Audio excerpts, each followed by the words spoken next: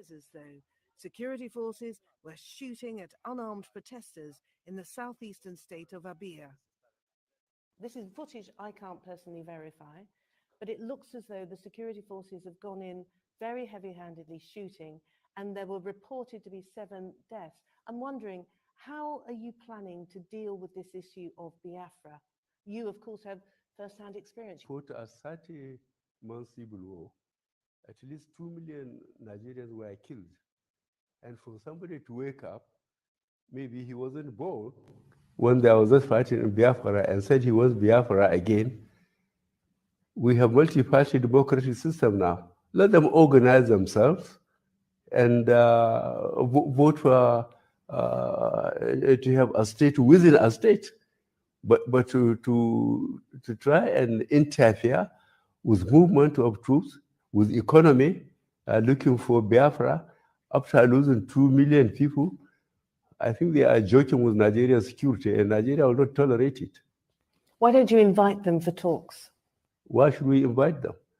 For the most part, they appear to be young people, as you say, with no recollection they didn't know what of the war, happened. the 1967-70 war. But these are disaffected young men for the most part, but young women as well, who are protesting, it would appear, against their reduced economic opportunities. Government allocations to state governments in that region have been reduced by something like 50%. These people want How much jobs. was oil costing?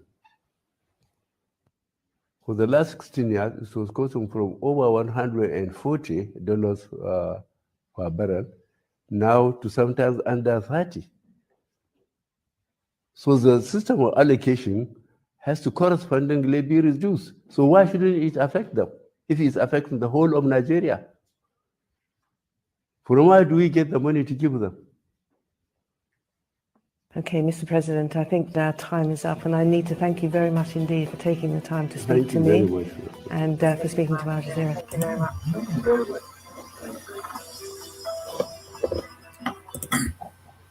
Alrighty, good morning, everyone, and thank you for the hearing and being here today.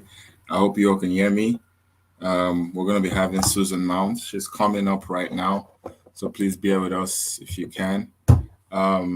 So yeah, I wanted to just get this show started. I know a lot of you, I've been waiting and hoping that we can have this session today with Susan Mount. And we're very excited that she's going to be joining us shortly. She's already in the background. And thank you, Revolutionary Way. We can hear you loud and clear. Bless you, bless you, bless you, brother. I don't even know if you're male or female, but thank you for always being here. Alrighty, I'm going to bring up Susan Mount. She's excited. Hi, Susan. How are you doing this morning? Can you hear me? Yes, I can. Hello, everybody. Hi, Biafran. Oma. Yay. Thank you, Susan. I know that it's a very short notice, time, but I wanted us to just spend some time and talk about what had happened, this past week with the report. Yes. This is going to be the final conversation I'm going to have about this. And I was thinking of the best person to speak with. And I thought about you, you being very, very vocal about what's going on in Nigeria and all of that. So before we, never I know stop. that I'll never stop. Exactly. So I have some few things that I wanted to share. First of all, with you, regards to the country policy that the British government put up. The UK government put up a country policy talking about Biafra, and I wanted to talk about that. I'm not sure if you've had a chance to look at that policy, but I'm going to share the screen. And in that policy, they break down the history of Biafra and all that had happened, in the past years, and why people are speaking up for Biafra. And there's a whole theory of all of that. And I think that's very important for people to see where it all started from, and get an understanding of why people are fighting for Biafra even till today. Okay. So do you want us to start from there, Susan? Mm-hmm. Okay. So this is the policy that I want wherever you want to start. All right, cool. So this is the policy. All right, this is the UK country policy and information Okay. notes, separate groups in the Southeast Nigeria. So they talked about it, and initially they gave a definition of what terrorism is all about and why they made their claims for terrorism, and all of that stuff. So the basis of any claim, for anyone Right. who understands how asylum works, asylum is that you're running away from one country to another country and you're seeking asylum there because you fear persecution and serious harm, if you go back to your own country, right? And I think that applies to all the Biafrans, really. Right. Most Biafrans, you see Biafrans wearing Biafran logo, Biafran shirts in other parts of the country, in other parts of the world, right? No other country in the world will say, "Oh, you Biafrans." Okay, if I could zoom it a little bit. Okay, let me zoom the report a little bit. No other country in the world will be like, "You Biafrans are trying to take over our country." No one is going to be like, you all are trying to take over our country. You all are wearing this flag and all of these things. It's only the Nigerian government that makes it seem like there is a problem with people who are speaking up or even want to identify as something, right? We live in a world where nowadays people can Well, change their agenda. they're abusing counterterrorism laws is what they're doing. They're abusing counterterrorism laws. But anyway, go ahead. Sorry. Yeah, definitely, and I was also thinking about the fact that we live in a world right now where people can actually change their agendas. People can say they're no longer male, they want to become female. People can say that they're no longer female, they want to become male. We live in a kind of, so why is it that people are finding it very, very difficult? If people can pass laws that allow people to become male or to identify whoever they want to identify as, why can't we pass laws that allow people to, to represent whoever they feel they want to represent without being targeted for persecution? And before you came, I showed a video of how some Biafrans were killed. Not only that, Bucci, but these are indigenous people that are being persecuted, and counterterrorism laws are being abused against them to make them look like the bad guys, so the persecution and the takeover can happen. And it's been Right. They've been attempting this for years and years and years. So, it's evil. That's why I always say this is not a religious thing. This is not a what do you want to say? A race. Divided race thing. This is an evil versus good thing. There is evil all over the world trying to take over good places. And in order, they will abuse anything within their power. That's why they get up in high power positions, so they can abuse laws like the counterterrorism laws to come against the people and try to make them look bad. But anyways, go ahead. I'm sorry. No, please. And I want you to know that you can always jump in at any time. That's why we're having a conversation. I just wanted us to have a conversation about this particular report. And, if you look at it, they said that the Biafra was the name used by a former eastern region of Nigeria when it unilaterally declared independence from Nigeria in 1967. But, I don't know if this is a true statement, because I'm very sure that Biafras existed even before 1967. Yeah. Right? So was it the UK that wrote this? Britain wrote this, correct? Correct. Well, whoever wrote this needs to get educated, because there's old Biafran maps from slavery times, which the UK knows about, that calls it the Bight of Biafra. So Biafrans existed there, and Biafra existed there before 1967 or 19. What are they saying? Independence. Before the independence. So I don't know what they're meaning right here, but somebody needs to go back, because they didn't just adopt the name. I mean, so Biafra, the name Biafra, they did adopt that, but Biafrans existed there way before Biafra, before Nigerians' independence. Sorry. That's true. So, that's one of the things that I realized. And I think, even Bruce Fein, mentioned it in one of his reports. I don't know, for people who don't know Bruce Fein is the attorney for IPOB internationally.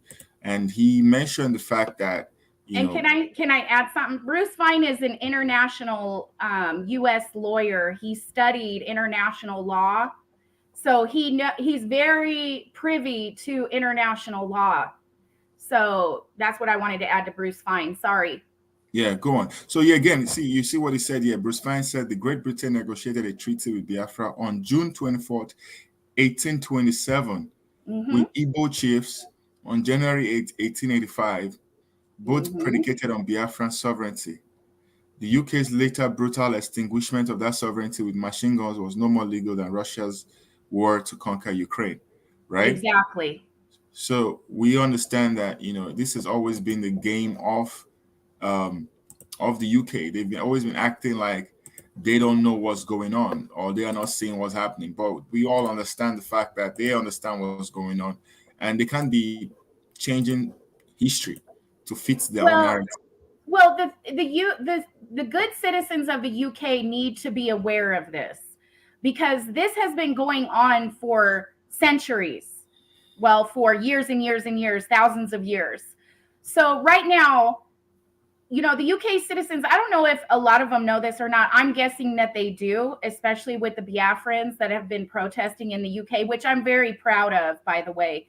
The Biafrans in the UK are doing it big. I love the way they are protesting. We need to protest a little bit more here in America, because persistence to me is key. So we're not attacking the good citizens of the UK, but it seems like the UK government here, even though they are defending IPOB in this, they're leaving out very important history as to why the Biafrans are shouting for their freedom, to be separate from Nigeria, which was thrown together and colonized by Britain, by the way.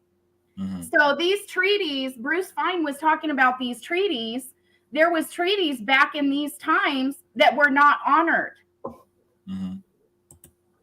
So to me, that's the UK not honoring what they agreed to, which is an international crime. Yeah, man, it's crazy how much international violations that the UK has been breaking, and they've been getting away with it. I don't know how long they would keep breaking all this because as you mentioned, there was something called the bite of Biafra before 1967. So how then did they come up with the idea that Biafra just started in 1967? And that's what a lot of people are confusing themselves with. They keep saying that Biafra. They're trying to say that Biafra adopted the name Biafra, but Biafra was called Biafra long before Nigeria became a country. Exactly. And even Chimamanda Adichie, for those who know Chimamanda Adichie, one of the global authors who is Biafran, who is Igbo, she said that, I became Nigerian when the British called it Nigeria, but I was Igbo way before Nigeria came, before. So in essence, she was trying to give us an insight into her history, that she was Igbo before the British people came, before the white man came and created Nigeria. Can I say I'm American, and you can take me out of America, but you can't take America out of me. Exactly. You see what I'm saying? So you can take Biafrans out of Biafra and try to make them feel like they're Nigerians, but you cannot take Biafra away from Biafrans. You cannot make them feel like they don't have a claim to Biafra or a stake to their indigenous land, right? Even America had to come up with states that allow indigenous people to thrive. For the Indians, right, the Native Americans, who are the true owners of America, they still provided opportunities for them to thrive, right? They still gave them land. They still gave them, made them have their own government, because they want to create a true federal state. And a true federal state is, each state will have its own enormous powers to control its resources, and the federal government will have less powers. But we are seeing a situation where the federal government has excessive powers and there are less powers in the states, and this is why a lot of people are suffering. Yes. And it's time for America to stand up. I know the UK is our ally. As far as I'm concerned, as a US citizen, they are not my ally as long as they're not following these laws that they set up, that they helped set up. The world laws and the international laws were set up by all these countries, including Britain. You can't help set up a law and not follow it. And all of these agreements back with the Biafran people in the 1800s need to be honored. It's not like, oh, you're going to do what I say, but I'm not going to do. You know what I mean? Mhm. That's the problem here. That's the problem with the UK government, and that's the problem with the failed Nigerian government. That is the problem. You'll do what I say, but I don't have to honor those laws myself. That's the problem, exactly. And if you look at it now, you see that even in the report says if a person, I'm going to highlight, this is where my mouse is, if you guys can look at my mouse. If a person has been involved with IPOB or an affiliated group, MASOB, or any other Biafran group that incites or uses violence to achieve its aims, decision makers must consider whether one or more of the exclusion clauses under the Refugee Convention is applicable. Persons who commit human rights violations must not be granted asylum. So as you can see, they are using the word persons. They're not using the word organizations, right? Well, this is the thing. IPOB is not a group. IPOB is Indigenous People of Biafra. That's where they're getting it twisted. Because there is Indigenous People of Biafra. They didn't just say, okay, we're going to become a group, IPOB. These are Indigenous people that want freedom to prosper. They want to be away from terrorists. They want to be away from Sharia law governments. They are a free society. They were there. They existed before Nigeria, and they were a free society before Britain came and colonized, and they were a free society before the terrorist sponsors took over in the Nigerian government. So for them to say IPOB or MASOB is just another group, they're not a group. It's not like some cultist group or some gangster group that just formed. These are Indigenous people. And Masi Nnamdi Kanu has said, he set up IPOB structure and he put strict ground rules. You will live in an upright manner. So the Nigerian government is not only using counterterrorism laws to try to make IPOB as terrorists, but they're going and setting IPOB up to make it look like they're using violence to achieve things. And so by them putting this in the report, I want to see evidence, actual evidence from the Nigerian government, not just a few pictures of some guns that you propped up. I want to see actual confessions. I want to see actual evidence that you videotaped IPOB people, because they are infiltrating IPOB, or they're pretending or setting up and claiming that they're IPOB and going and destructing things when it's not IPOB. They're pretending to be IPOB. So the UK government has this wrong again, because they'll just say anything that the terrorist sponsoring government tells them, and then they'll just say it as facts. Well, the facts are not there, Britain. The facts are not there. There is no evidence to the matter. And, you know, I find this funny, Bucci. Sorry, I'm going to go into a tangent here. Please go ahead. I find this funny that Catriona Lang and our U.S. ambassador is turning a blind eye to Boko Haram terrorists who have already committed crimes with AK-47s, with machetes, throwing live babies into fires. The Nigerian government is repenting them and putting them in school, and they're feeling so sorry for these Boko Haram and terrorist Fulani groups. And they don't write these reports about them. Why? Why aren't they writing a report about the Fulani group, but they're writing a report about IPOB group? Why aren't they writing about Mayeti Allah group? Because we have evidence of the terrorism things that's going on. Our own U.S. top generals have said they've got evidence. Where's the UK's evidence against IPOB? This report, don't put IPOB in a report like this, because it's based on unfounded facts and evidence. And don't put an IPOB report out there, but you're not going to do anything about the Fulani herdsmen going around with AK-47s and Mieti Allah going around with AK-47s. So this report right here, rubbish, trash, right, as we say in America. Because you're trying, by saying this, they're basically threatening Indigenous people of Biafra. Because if you want to be in Indigenous people of Biafra and stand up for your people and your rights, then you cannot get asylum.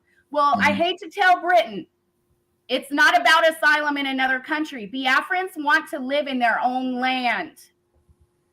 Peacefully. This is what they're not getting. I don't understand why it's so hard. You know, the UK people, and I'm not saying all citizens, but the top elite UK government, you know, they talk about how smart they are, how dumb Americans are, and all this stuff.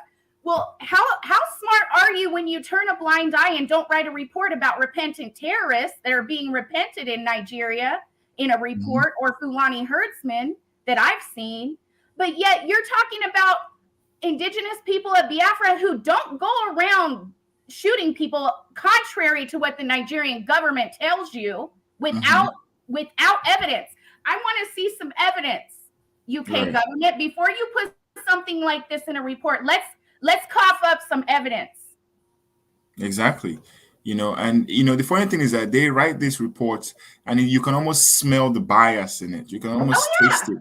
You can almost taste the bias, how biased they are, you know, because, you know, they are talking about how if anyone has been, any person that has been known to, persons who, look at this, persons who commit human rights violations must not be granted asylum. But we've known people, isn't that crazy? People who are committing. So basically, go ahead. Go on. No, I wanted to say that people who are committing human rights violations in the government, they are still traveling into the UK. How does that make any sense? Or why is Boko Haram being repented and forgiven? Exactly. But IPOB, all they do is protest and get shot up. They protest in the UK, but guess what? Even though the UK is not arresting them and shooting them up, but they're coming here with a report in the international community. You know, the international community reads these reports. So you're basically saying that any other Biafran group that incites or uses violence, do you know how many times Miyetti Allah cited and used violence? Why is there no report on Miyetti Allah? Why is there, I forgot, Britain lets Fulanis come and go from Britain freely. They let terrorists come into their land in the UK freely. Exactly. So Biafrans wouldn't even be trying to get asylum if the UK didn't cause the damage going on in the failed Nigeria right now. So this report here is trash. I feel like calling the UK government right now and telling them about themselves on this report. Seriously. You know, but again, you know, let's keep dissecting the report. All right. Yeah, let's dissect it. I'm fired up. By the way, it's Mother's Day here in America. So every mother there, happy Mother's Day, Jocelyn. I can see Jocelyn nowhere. I hope you're a mom, or if not, maybe an aspiring mom. Happy Mother's Day to every other person watching us here. Wish you all the best. Mothers are the best. You rock. Woohoo! I've got 3 boys. Yay! And I'm a lioness mother. Exactly. Good job, Susan. Happy Mother's Day. All righty. So let's talk now. This is the political context, yeah. So they gave a little breakdown about what Biafra is and all of that. They said in the mid-1960s, or let me even start from the beginning. Biafra is a loosely defined area in the southeast of Nigeria. Loosely defined? Wait, hold up. We got to stop there, please. Loosely defined? Are they serious right now? I already don't like this report, Bucci. But anyways, loosely defined. Are your ancestors loosely defined? Right. They're trying to extinguish Biafran history. Loosely defined, Biafra existed there at least 5,000 years before Nigeria, at least 500 years that I know of in history books that I've read. You want to loosely define Biafra? The problem I hate to tell the UK, this is not going away. It's not going away. You know, the problem is this, Susan. Yeah, in Nigerian schools, I went to almost all the best Nigerian schools you can think of. Right? They hide the history of from young people. That's why a lot of Igbo people that are, that are in Abia, Imo, in Enugu, and Anambra, most of them don't even understand the issue of Biafra if they did not grow up in any of these Biafran states. Let's say if they grew up in Lagos, or if they grew up in the West or in the North, They hardly know about this because they don't tell this. They don't teach this in the secondary schools. They don't talk about the Civil War in the primary schools. I had to learn some of this from my dad. I had to learn some of it from researching on my own. I had to learn some of it from Mazinam Kanu. I had to learn some of this from, just from different sources. That's why it's important for you all to teach your children, because honestly, I wouldn't even send my child to any Nigerian school, to be honest with you. But unless they're teaching the history. And, this is the thing. If the school's not teaching your child history, you need to be teaching your child the history, because it's not right for any group of people, country, international community to take away your history.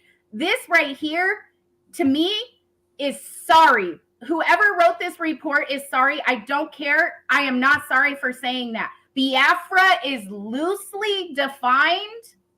Really, Britain? You're the one that wrote the maps that said Bight of Biafra.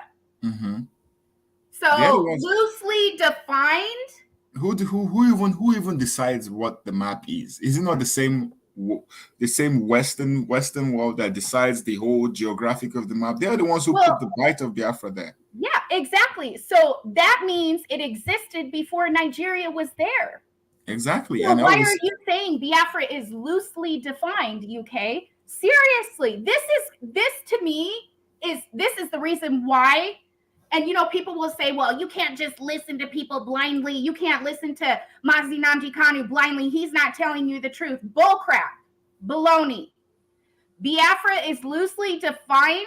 I can back it up with evidence to the UK government right now, to whoever wrote this, and show them that Biafra existed there way before Nigeria. So for them to put loosely defined, just like you said, it's like a slap in the face to the Biafran people.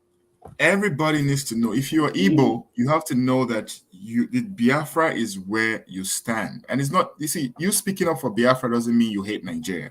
A lot of people don't understand this. That's why they always see you like, oh, you're talking about Biafra, blah, blah, blah, blah, blah. You must be a terrorist. No. The fact that I'm speaking up for Biafra doesn't mean that I hate Nigeria. As much as I want Biafra, I hate Nigeria. Anyways, but go ahead, Bucci. The point is, as much as I want people to see that the Biafrans are not your enemies.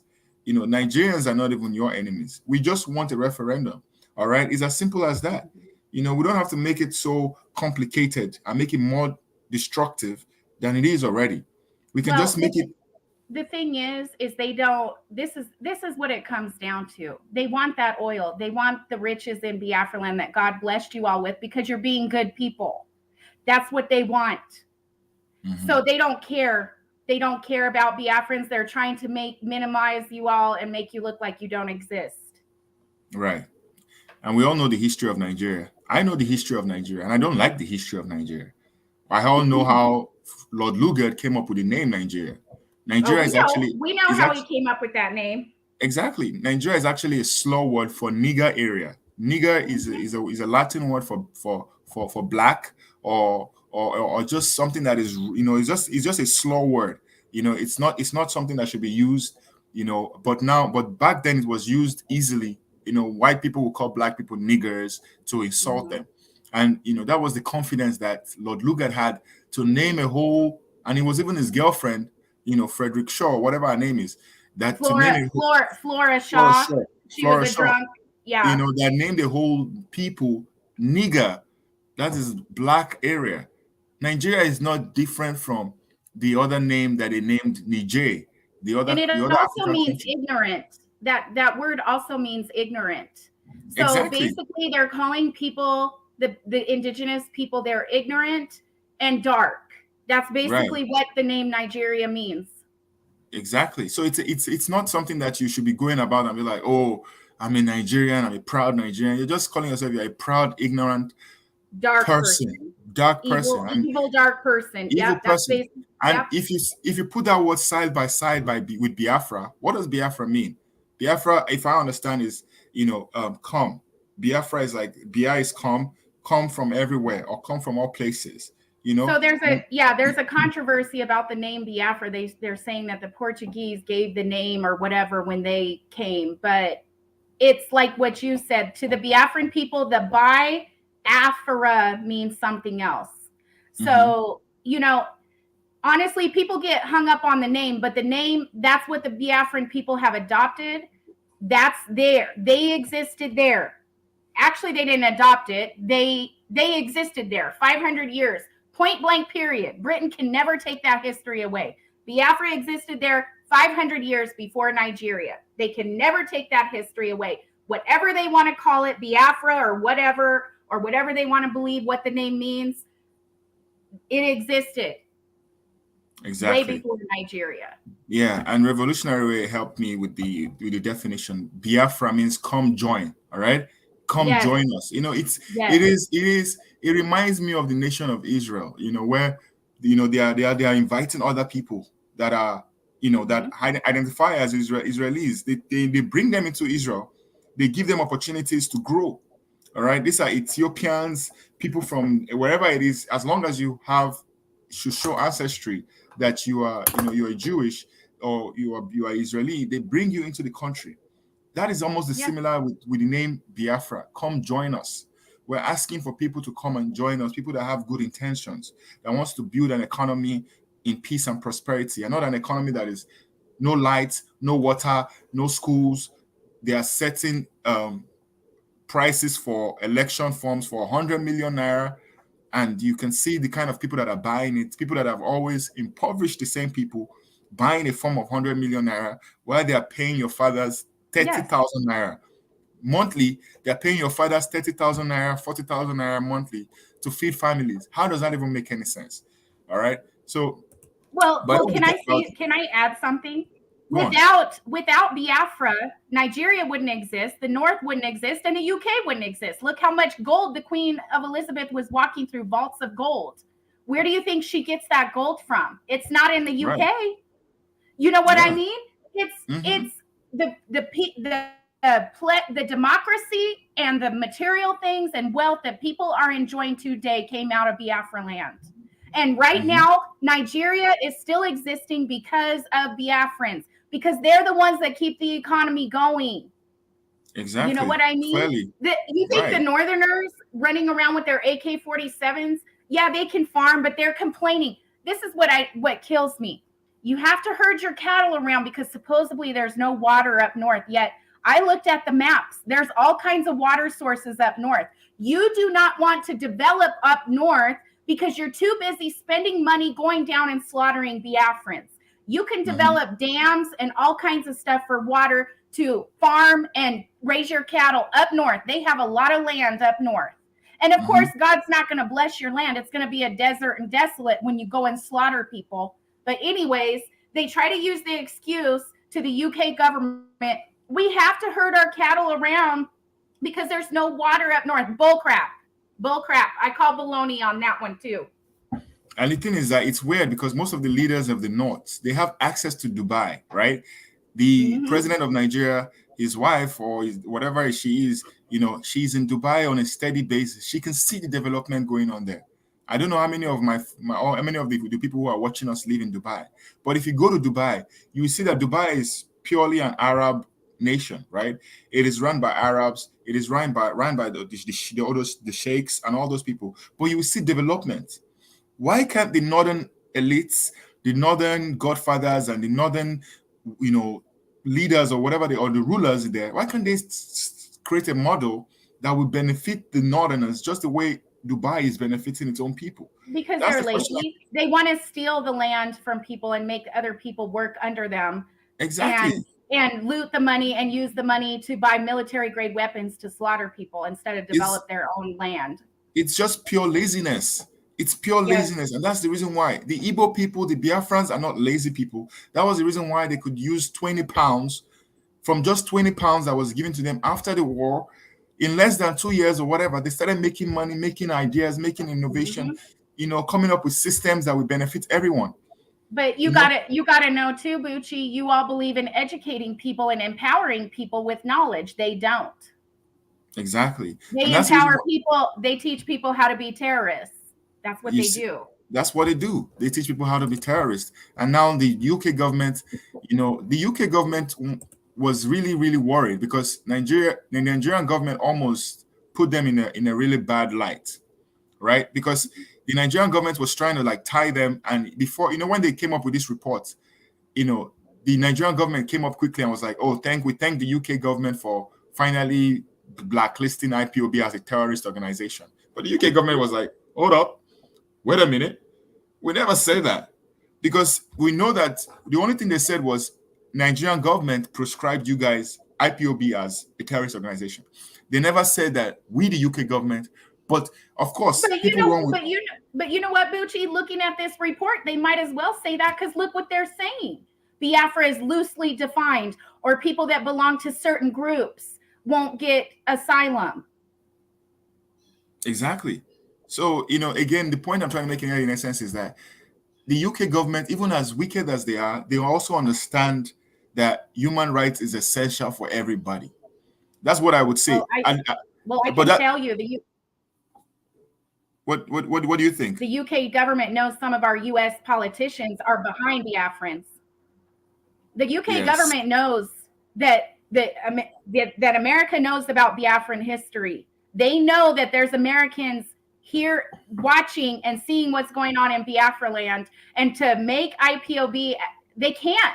That's why I love Mazi Nnamdi Kanu. He brought to light the Biafran nation in today's time. He brought it to light. I mean, Ojukwu did too, but you know what I mean? He's the modern day Moses of Biafra, seriously.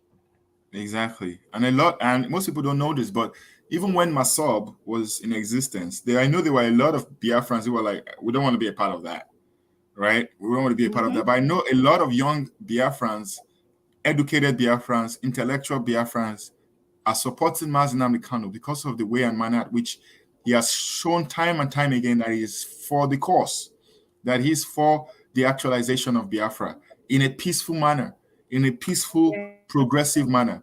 Because I keep telling people this, that if Mazi Nnamdi Kanu did not want to promote Biafra in a peaceful manner, he would not be in court today. He won't be in jail today.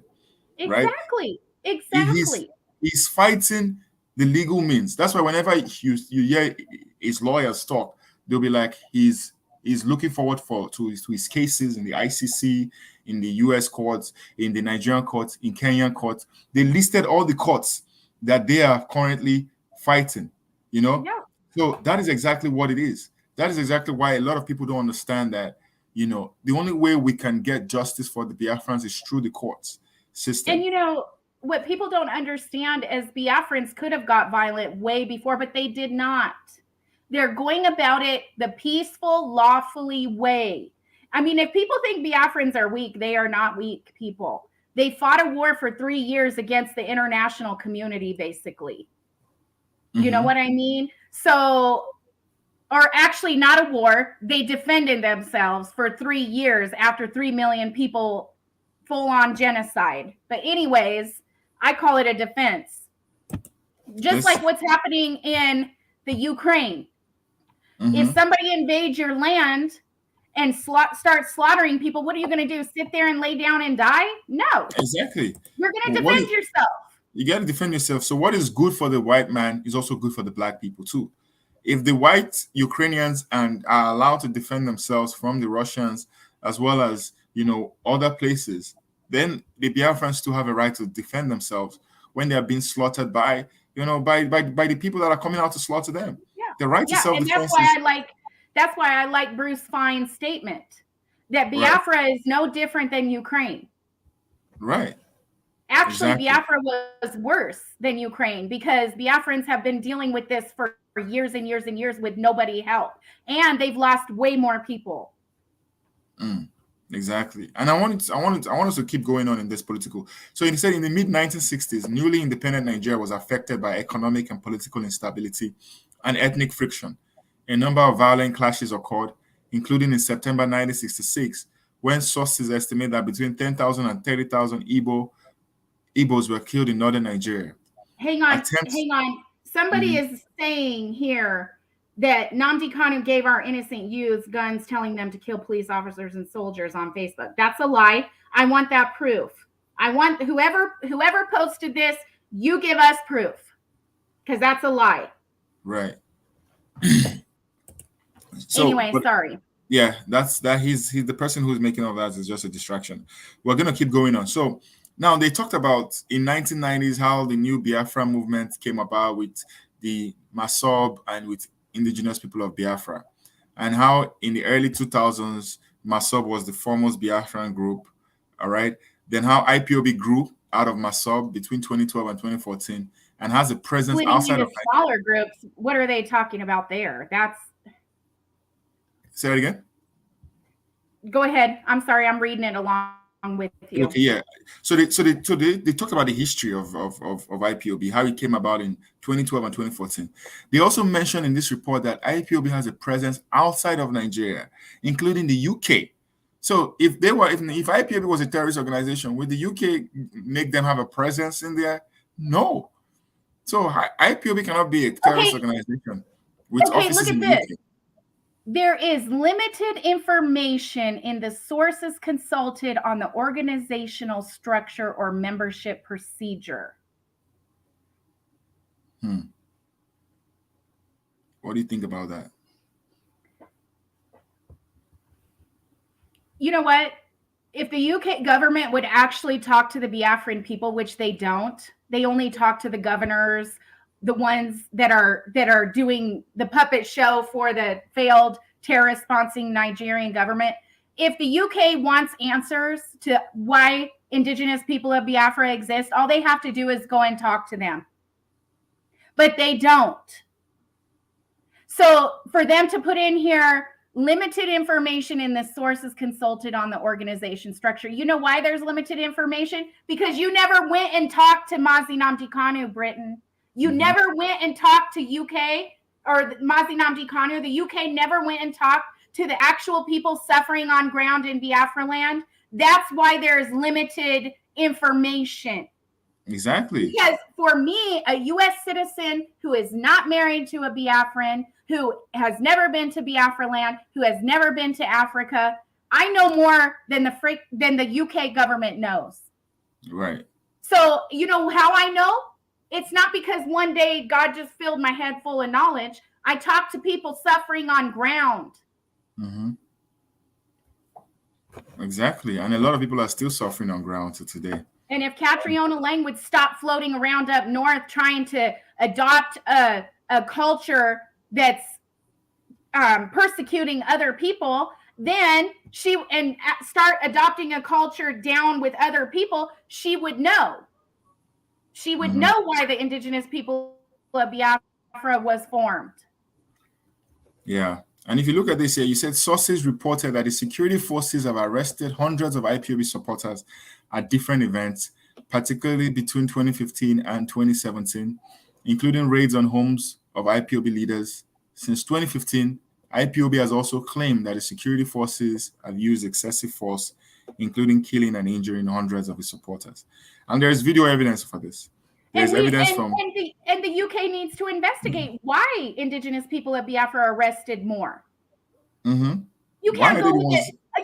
You can't just believe what a terrorist sponsoring government tells you about their security forces when they're putting repentant Boko Haram and Fulani terrorists in uniform to go and arrest the indigenous people of Biafra. Now, does that make any sense to you? Okay, there's a government repenting actual terrorists that committed actual crimes, but we're going to believe their report that indigenous people of Biafra were arrested legally, right? Exactly. This is how dumb they sound in this report. This is a one-sided report. Yes, it's a one-sided report, because if you look at the report, you will see that there have been so many killings now.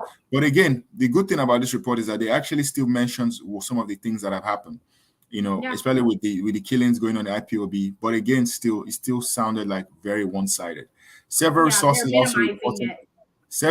also reported clashes between IPOB and authorities in 2018 and 2019. Further clashes and violence occurred between security forces and IPOB in August 2020 in the city of Enugu, and in October 2020 during confrontations in Rivers State. They never actually even showed anything that to back up all these claims of violent clashes, because most of these clashes that we've seen has only been clashes coming from the Nigerian military, Nigerian agencies. Most of the time they've been the aggressors in most of these clashes. right? And they also mentioned that in November 2020, there were reports that the security forces carried out operations against IPOB in the Oyigbo area of Rivers State. However, these reports were denied by Governor Wike. However, this, and that's their whole problem right there. They're believing corrupt, killing politicians. Right. They're not talking to the people on ground. This is the problem with the United States government and the UK government.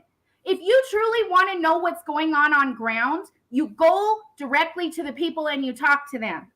And you tell the government, if you put repercussions on the people that we talk to, we're going to know. But instead, they're just going by the government, what the government, even though they know the government is corrupt. They know the government is corrupt. They themselves are corrupt. They tampered with elections way before Nigeria even became independent. So to me, this makes me mad. You know, just because he has the governor title, you're going to believe him? Are you going to believe the Taliban government too? Which they are, by the way.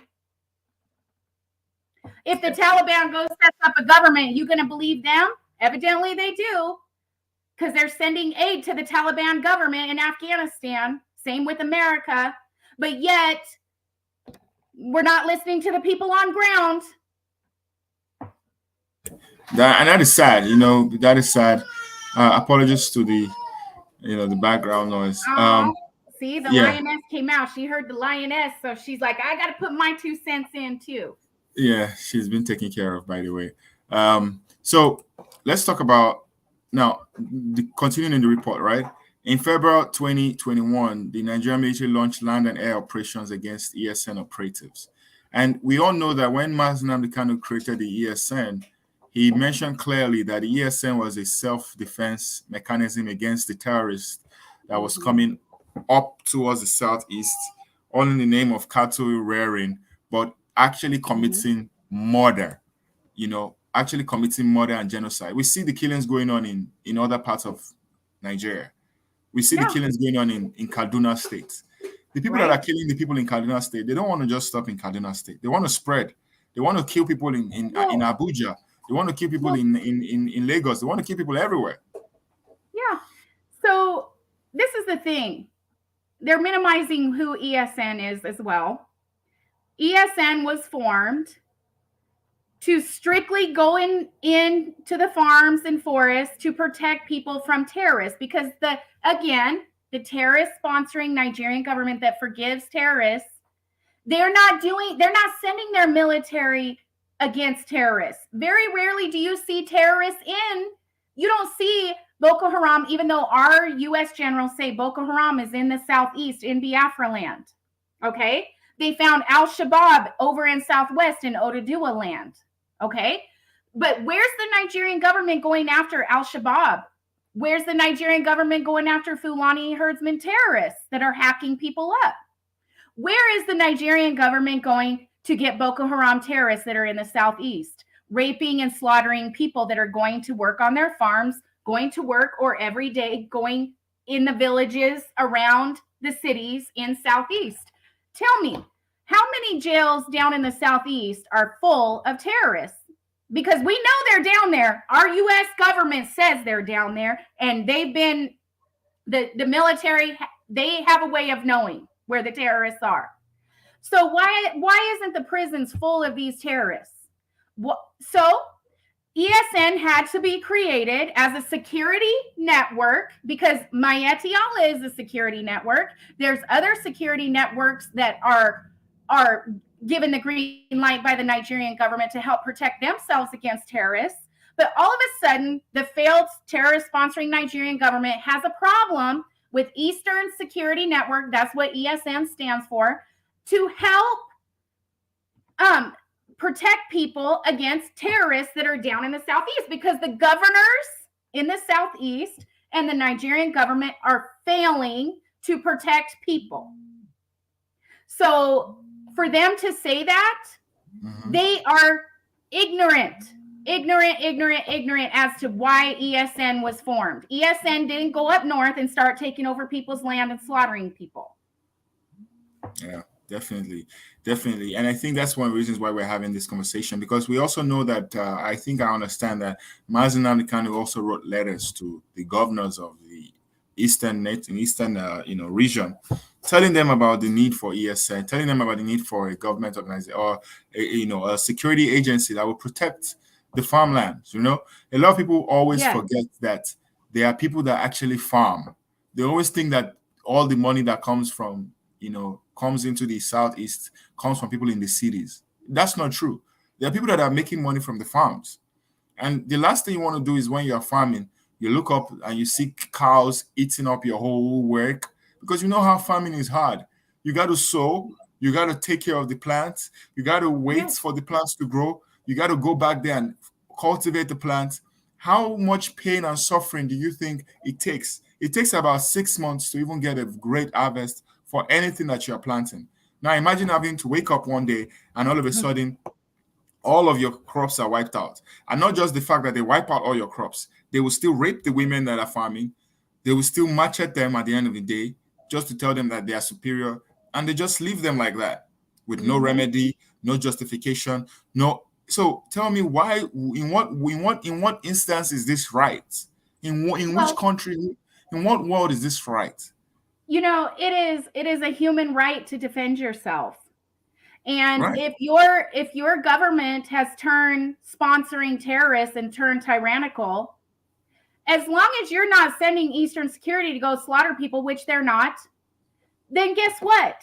They have a right to defend themselves. Like, do you think American farmers, I grew up in a farming community.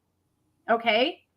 So do you think when the farmers go out here, number one, they're producing food for the whole country. Okay. Right. So we should be honoring farmers because they're producing food, your future food, number one. So they should be protected.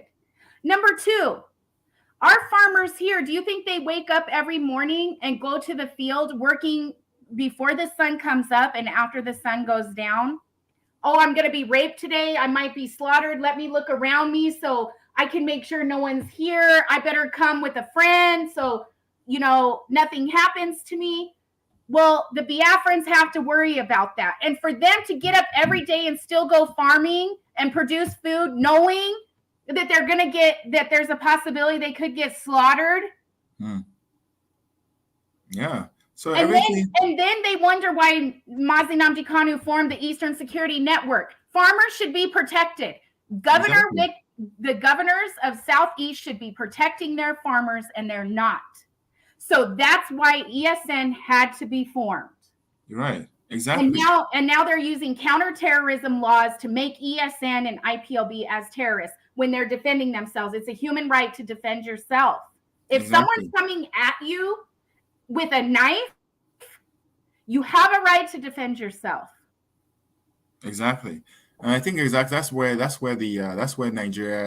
Nigerian government is missing it, because they feel like, oh, you guys should not protect yourself, just wait for the military, wait for the police. We all know that most of these phone numbers don't work, right? At least here in America, I believe in America, if you have an issue, you call 911, right? You call 911 and hope that they get there in 5 minutes. In Nigeria, you can call 911 or 999 or whatever number it is, and you might have to wait for a whole day before they show up. And sometimes you call the police and they tell you that they don't have enough guns, they don't have enough bullets, they cannot come at this time. Can you wait till tomorrow? So they will come and check up on you on what happened. Or they'll arrest you when you're the victim. They'll end up arresting you. Are you sure you've never lived in Nigeria before, Susan? Because the way I talk to people on ground. I'm a smart cookie. Like the way you be coming up with these responses, like exactly how it happens back there. They will arrest you and probably even beat up the person that is calling them for help. They turn the victim into the problem. Well, that they proved that. They proved that. Remember when the Oduduwas turned in that Fulani herdsman terrorist, the kingpin terrorist? I forget his name. They actually caught him and took him to the police station. And they let the kingpin terrorists go, and they arrested the people that brought him. Wow. Injustice, unfairness. So that's the Nigerian police for you. So you can see how things. You can see why a lot of people are angry. A lot of people are not happy because the Nigerian system is all turned upside down. Evil is now seen as good, while good is now seen as evil. Because there is no reason why people like Mazen Namdekanu will be in prison right now for for whatever things that they are holding him for, whatever charges they're holding him for. Why the soldiers that kill people or in NSAS, the soldiers that kill people in Obigbo, the soldiers that kill people in Abia State, in Afro, soldiers that even kill people in Mazen Namdekanu's house, most of them are not facing any terrorism charges. Most of them are not facing any war crimes. These are crimes against humanity. They killed over 27 people in his house, and nothing has been done about it. And Even you know what? Why are you having soldiers in the streets of Nigeria in a peaceful neighborhood anyways? Here in America, that's not legal. Soldiers just can't come in a civilized area or neighborhood and brandish guns and weapons. That's the police. We separate the police and the military in America. Exactly. In Nigeria, the military is doing the job of the police. The police is doing the job of EFCC. EFCC is doing the job of the last mile. Everybody's just confused. Nobody even knows what they're doing anymore. They just know they have a gun, and their job is to oppress the people and anybody that stands against them. That's all they know. They don't protect the people. They don't want to fight for the people. They just want to oppress the people with their guns, and it's backfiring now. So let's keep going on. While we round up soon, I know that this is a long report, and we've been having a wonderful conversation. So pretty much this report goes on to say that talks about the clashes, right? They talked about so-called sources and so-called reports that said that the IPOB has killed military and police, civil defense. Of course, Mazen Namdekanu denied the claim and said that it's not them that's doing the killings. And we've had even governors saying that most of the killings going on in the Southeast is not being done by IPOB or ESN. Rather, it's being done by political factions in the politics, because we must understand that these politicians have money. These politicians have people that they can use their money to oppress. Most of the people that are fighting for IPOB and speaking up for IPOB, most of them are volunteers, right? Most of these people are volunteers. They're not getting paid. They are doing this because of the fact that they believe that Biafra should be free, looking at all the persecution that they're going through. But the politicians that have money and have guns, do you think they don't have the way to pay people, give people guns to do crazy things and blame it on IPOB? They can always do that. And that is what we've been seeing in the past few days. We've been seeing a high rise of people blaming IPOB, even just in social media. They don't wait for the courts to talk about anything. IPOB is in court right now. The leader of IPOB is in courts right now. So what else? Why are they still blaming IPOB for the problems? Well, they have to, And another thing the point that I want to make, they use starvation as a war tactic. So if they can starve the people of Biafra, then they can pay them to do their dirty deeds because they know they'll be desperate for money. You know what I mean? So half of the money is going towards the slaughter of Biafrans, and they're using hunger as a method so that they can pay people a little bit of money to go and help them slaughter or give names or whatever. There's still people held up in court, Biafrans, that have been bailed or have been, they've been innocent, declared innocent, and they're still being held in jails. Why? And I'm going to start investigating this because I'm going to start getting Biafran names and I'm going to start making phone calls and saying, like, I have to become my own investigative reporter as a citizen because, of course, the mainstream media is being controlled by the terrorist sponsoring government, and the UK won't go on ground, or the United States government won't go on ground and talk to the actual persecuted people. So average citizens like me have to take matters in our own hands and do the investigation for them. And guess what? We don't get paid the big bucks. We do it voluntarily because we know human beings' lives matter, and Biafrans are human beings just like everybody else. So I'm going to start looking into this too, of all these Biafrans being held in prisons. They're not charged to court. They're not granted their bail like they're supposed to and set free. And they're not set free when they're pronounced innocent. Yeah. And I want us to end on this particular line here, right here. It says, as well as arrest of IPOB supporters A number of IPOB senior members have been arrested, including the leader, who was originally jailed in 2015 for 2 years and subsequently released on bail. Following a clash with now you see what they said. Following a clash, they're saying it like a clash is two people coming together. Following a clash with soldiers at his home, there was no clash. They should have rather said following an invasion. You see how they use words to lie. They use words to lie against video evidence. Can you tell me who wrote this report? I have no idea who wrote it, but I'm going to find out and let you know. Because we need to contact them. Because this is bullcrap. While there are reports that some IPOB supporters and leaders arrested have been charged with treason, sources do not indicate whether these cases have led to prosecution. Sources? Right. What's your sources? Have led to prosecution and convictions for treason or other crimes. Sources claim that some of those arrested have been held without charge. What? Some? Trying most. Trying most, UK. Stop minimizing the Biafrans' persecution. Yeah. The terrorist sponsoring government, while they're forgiving, sorry, I'm going to get angry. While they're forgiving Boko Haram, who already slaughtered people, and setting them free and saying they're repentant, and you're arresting supporters of IPOB who have never done anything, and then you're trying to dismiss it and say they've been held without charge and incommunicado. Really? Incommunicado? Really? You know what? This sounds like somebody from Nigeria wrote this. This sounds like Femi Adesina wrote this crap. And maybe he just gave it to them to publish. You never know how these things work. You know, it's a very biased report, you know, and I'm happy that, they finally with this report. You know, it's very biased following a class. You know, they're not saying it from the perspective of, you know, but again, as I said, the only way IPOB is going to win all of this will be through the court system. You know, they have to go through the court system. They have to believe and hope pray that, you know, the court system, the judicial system, even if not in Nigeria, you know, the ones in ICC, in the UK and in Kenya, come up with the true story of what really happened. Yeah, and wait, back up. I'm sorry. I know you want to go, Bucci, but this is too important. No worries. Go ahead. So they said that supporters and leaders arrested. Okay, the leader of indigenous people of Biafra is Mazi Nnamdi Kanu. He was not arrested. Mm-hmm.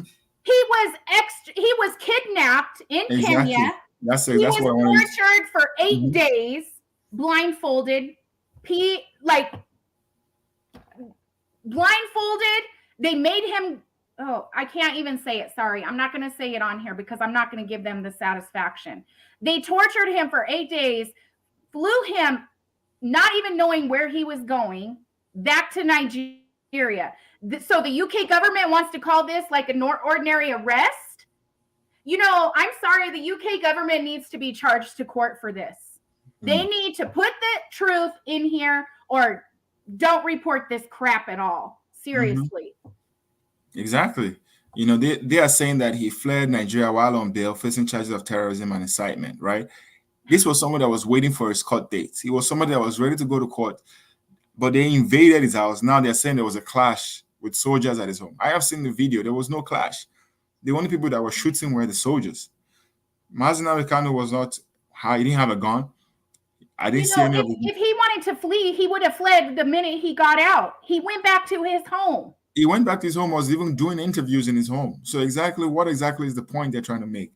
The only time he fled was when they came and attacked him in his home. You know?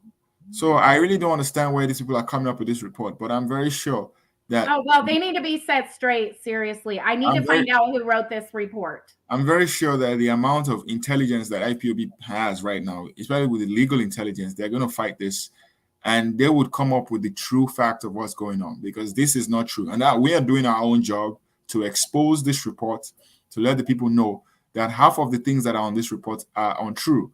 And that was the reason why the UK had to finally, wake up and say that, oh, Well, it seems like what we said initially was wrong.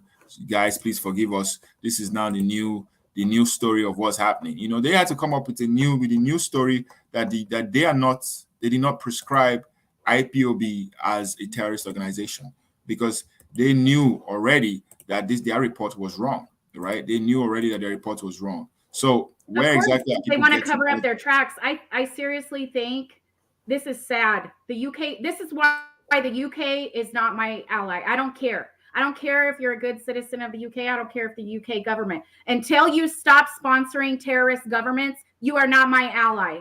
I hate to tell you. And stop minimizing the actual victims on ground of this tyrannical terrorist sponsoring government.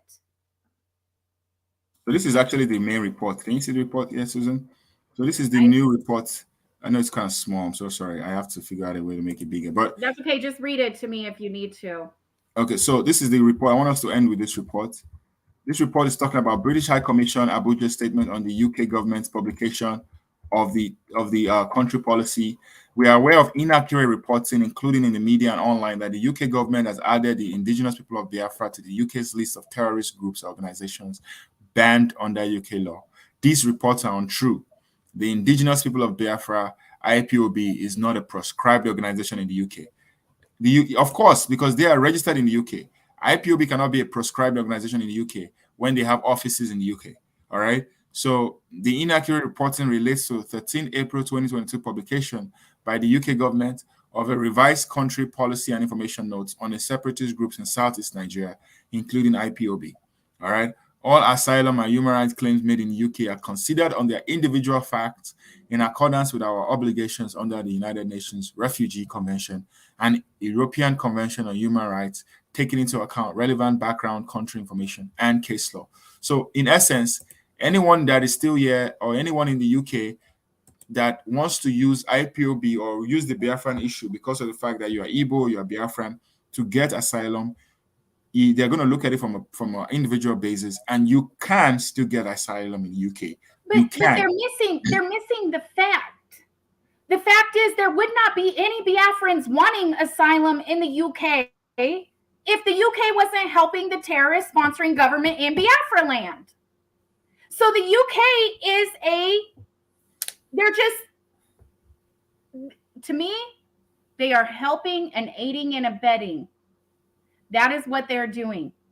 There would not be any need for any Biafran to try to claim asylum in any country all over the world if it wasn't for our governments turning a blind eye to this terrorist sponsoring government. What government do you think in the US a terrorist can come and slaughter a bunch of people and get forgiven? But yet our same government knows that the Nigerian government and the UK government knows that the Nigerian government are repenting terrorists. And their answer is to give Biafrans asylum as long as they're not part of IPOB or any group. You're helping cause the whole mass migration out of Biafra land. Now, how dumb does that sound? You know what I mean? I understand what you mean, yeah. They are one of the main proponents of the reasons why these people are running in the first place. Biafrans don't even want to leave their. This is the thing what the UK government and the American government don't get. Africans do not want to be like Americans and UK. Africans are tribal. They stay close to their villages. Nnamdi Kanu has said this several times. Where do you go during the holidays? You go to your village. You stay close to your family. So for an African to leave their home and come to another country, that's a big deal. It's not just like, oh, I woke up one morning and I want to go to the United States or the UK. You know what I mean? It's a big deal. Let African people decide for themselves how they want their governments to run and how they want their freedom to run. This is where the UK government and the American government make me so angry, Bucci. Because they're contributing to the mass migration, but yet they're blaming the mass migration on the Africans. Exactly. And the thing is weird because I feel like even the UK, they always pick the best They always want to pick the best people out of every country, even out of Nigeria. They want the best. Come, as soon as you're done with school, come and work for us. We'll give you visa. We'll make you stay. We'll give you all the best things in life. Just forget about your own nation.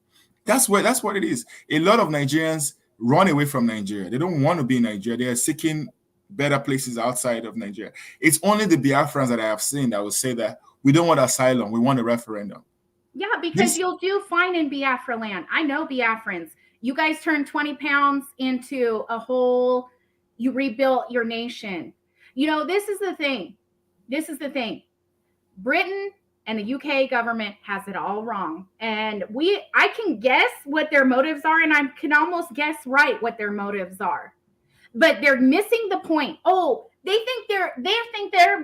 want, oh, Britain is such a wonderful government. They're going to give asylum to Biafrans. But they're the ones causing the mass migration out of Biafra land. They're contributing to that. Mm-hmm. Exactly. So you are not a savior, Britain. You are not a savior. You are the cause of this problem. And Italy government that's taking so many immigrants out of Africa, why aren't you, the European Union, why aren't you going to the UK and saying, why are you all still in Africa causing mass migration out of Africa? It's not just the terrorists, because you're not fighting terrorists or helping get rid of terrorists that are slaughtering people. You are actually emboldening them and enabling them. Like, I don't get why the US government and the UK government, I'm glad, you know what? I don't need no PhDs and MDs and all that, whatever behind my name, and think that I'm so smart, intelligent, book-wise. Have a little common sense. Have a little common sense. Because I don't blame mass migration just on corrupt politicians and terrorism. I blame mass migration on governments of power that are helping the terrorists, that are in charge. That, how can you know the Nigerian government is forgiving Boko Haram, but you're going to sell weapons to help fight Boko Haram? What makes you think that you can trust a government that's forgiving terrorists with a weapon to fight terrorists? Now, doesn't that sound a little common sense? But they don't have common sense because they're too smart for their own good. Book smart. They think they're too smart. Yeah, they're not. And they've all, they've all parlayed up with the powers that be. You know, the people who write this report, they probably drink champagne or drink moe with the governors and the powers that be in Nigeria. So it's easy for them to be swayed by all these rhetorics and come up with a false and damning report. But I'm very sure that the UK, the Nigeria, they've never met a force as strong as IPOB. They've never met a leadership as strong as Mazi Nnamdi Kanu. And at the end of the day, you know, this is just a battle, you know, a battle that has to be won one way or the other. But all of this has to come to an end someday. You know, we have to. This is the thing. IPOB is peaceful. Mazi Nnamdi Kanu has been peaceful. He fled for his life. He should have never been charged to court and bailed out in the first place. That was a false charge in the first place. So how can you be guilty of fleeing to another country and jumping bail when the first hearing was unfair and the first arrest was unfair? Like, they have yet to produce evidence on the first case. Yep. Like, I'm tired of them putting this on IPOB and the good people of Biafra, but then yet they let Mayeti Allah run around free. They let the Fulani herders run around with AK-47s, and they're forgiving terrorists. Right. Sickening. They need to open their dang eyes up. Sorry, I don't mean to get so angry, but it's really annoying. I understand that, and it's okay. You know, I just wanted us to come out here just to expose the lies that these governments are coming up with, because, you know, everyone's life that has been lost fighting or speaking up for this Biafran cause, you know, they all have to be justified. They all have to seek for justice. You know, we have to be the ones to speak for them, speak on their behalf, so that when situations like this happen in other places, we also speak on their behalf as well. Just the same way the world is coming to speak for Ukraine, we have to keep speaking. Yes. And can I say something, Bucci? We need to keep Mazi Nnamdi Kanu's name in social media, and we need to start posting the facts and stop going after each other's necks. Start posting the facts against what the UK government is doing, what the American government is doing. Start posting the facts, because that's how you're going to win people over. You have to post the facts that's going on. The UK government, the US government wants to sell weapons to a terrorist sponsoring, terrorist forgiving government. You know, show the evidence. Post the evidence all over social media. Yeah, totally. Thank you very much, Susan. I really appreciate you being with me this morning. Short notice. Thank you, Revolutionary Way, for all your comments. We will continue to bring out and expose all of the lies and all of the misinformation that's going on out there. We are only a country or a people of justice, equity, and fairness. All right. Speaking of for the Biafran people, as I said initially, does not mean that anyone hates Nigeria. All right. Nigeria can stand side by side with Biafra if the need arises. But again, the only thing we are just asking for is give the Biafran people a chance. Give them a chance. Show that their voices matter. You know, don't create and don't act like they don't deserve to be heard. Give them a chance. At the end of the day, dialogue will still be the end of this. We cannot kill each other to the point where we're tired of killing each other. We can make our mothers fatherless. We can make wives fatherless. We can make children motherless and fatherless. To the end of this world, it will never be enough. But we have to give each other a chance to speak, a chance to be heard, a chance to listen, a chance to understand where the other person is coming from. That's the only way we can get justice. Susan, any final thoughts? Yes, I just want to say to the Biafran people, who I think are amazing heroes in this world. And, you know, I always get choked up, and I don't want to get choked up on Mother's Day, but I am. I'm going to, because I'm a lioness, and I know there's Biafran mothers out there that feel the same way I do. When your children are being slaughtered, when your families and husbands and fathers are being slaughtered by terrorist sponsoring governments and international community that don't put a stop to it, then guess what? You have this feeling like I need to do something. I need to stand up and defend my children, defend my husband, defend my family. Any person in this whole world would do the same thing. And for the indigenous people of Biafra to be so peaceful about it, they have followed the laws. They have gone to the international courts. They have gone to the UK. They have put their story out there, and they continue to do so. They've done it in a peaceful way. And for any government to minimize that after the slaughter of so many innocent blood on that land, shame on you. For you to minimize a persecution and slaughter of people unnecessarily. And I, as an American citizen, and I say American citizen because you know what? I am an American citizen, but guess what? I'm going to do everything that's within my power to bring this struggle to the forefront and continue. And persistence is key. Sometimes I'm let down by it, but I keep going. To the Biafran people, don't lose hope. I know things are hard, but I feel like don't lose hope. And I know you feel like the world is against you. Don't lose hope, because we have something that they don't have. The terrorists and the failed governments don't have. We have God Almighty on our side. And I just want you to know I love you all, and happy Mother's Day to all the Biafran mothers. I love you all so very much. Thank you so much, Susan Mount, and happy Mother's Day to everyone out there. Wishing you all a successful day and a happy day. We're also looking forward to the trial of Mazi Nnamdi Kanu coming up this month, and we hope and pray that he's released. We're going to call it a kangaroo court, because it shouldn't be a true trial. Exactly. So we hope and pray that things work out fine, and justice is served, and he's let go and let free, and his goals and aspirations will come at the end of the day. As he always says, at the end of the day, Biafra must come. All right, y'all. Thank you all. That's all the information I have for you all today. We will be back again, hopefully, sometime. We'll keep you all posted. We don't know yet. But thank you all for listening to us today. We hope you all have a wonderful Sunday and a wonderful week ahead. God bless you all. Thank you, Susan. I appreciate you coming today. Have a wonderful Mother's Day, okay? Talk to you later. Thank you. Thank you. Bye. All right, y'all. Have a wonderful day. Thank you, Revolutionary Way, as always. And thank you, everyone who made a beautiful comments. Tochiko Felix, Umenyi, and everyone else. Thank you all for being here. Have a wonderful day, okay? Bye.